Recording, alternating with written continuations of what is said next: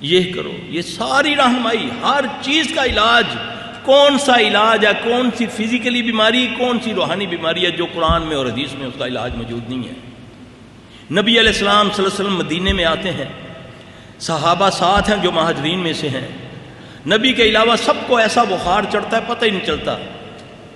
اتنی تکلیف ہے کہ تڑپ رہے ہیں سارے، یہاں تک کہ ابو بکر رضی اللہ تعالیٰ عنہ، حضرت بلال رضی اللہ تعالیٰ عنہ اتنی تکلیف میں ہے کہ انہوں نے مکے کی یاد میں شعر کہنے شروع کر دیا۔ اللہ کے نبی صلی اللہ علیہ وسلم پریشان ہوتے ہیں، آپ صلی اللہ علیہ وسلم دعا فرماتے ہیں، اے اللہ مدینے کی فضا کو مکے جیسا کر دے، بلکہ اس سے بھی بہتر کر دے،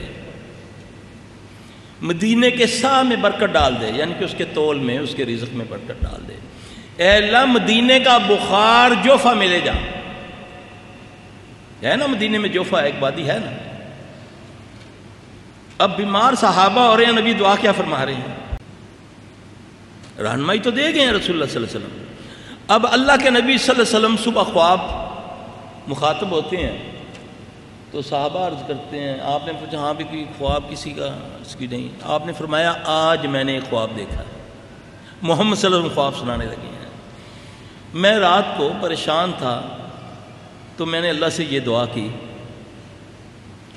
تو خواب دیکھتا ہوں کہ ایک دراز قد کی کالی سیاہ لمبی عورت کالا لباس پہنے ہوئے، بال کھلے، مدینے سے بھاگتی ہوئی جوفہ کی طرف جا رہی ہے۔ اب اللہ کے نبی صلی اللہ علیہ وسلم خواب آپ نے فرمایا سنایا تو اس کے بعد ہی جتنے صحابہ بیمار تھے ساروں کو اللہ نے شفا دے دی۔ اب وہ کیا تھا،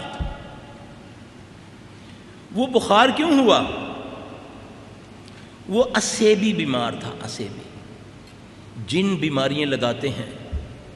شیاطین جنوں کی وجہ سے بیماریاں لگتی ہیں، میری جو اسیسمنٹ ہے کم از کم نہیں تو 90% بیماریاں جنات لگاتے ہیں۔